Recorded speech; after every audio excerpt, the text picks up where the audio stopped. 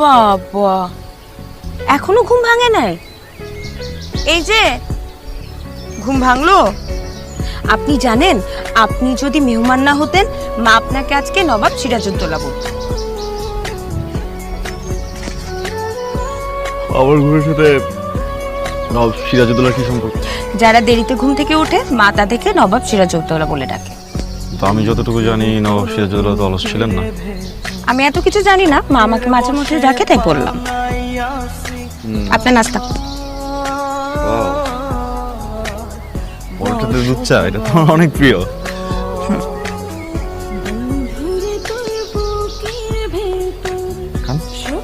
আমি কিভাবে খাবো? আমার হাতটা তো বন্ধ। আচ্ছা, আপনি এমন কেন বলেন তো? তাই তো, আমরা খালি আমরা খেতে পারেন। মা বলেছে খাবারকে কখনো না বলতে না। 1 মিনিট, আমার একটা ফোন আসে।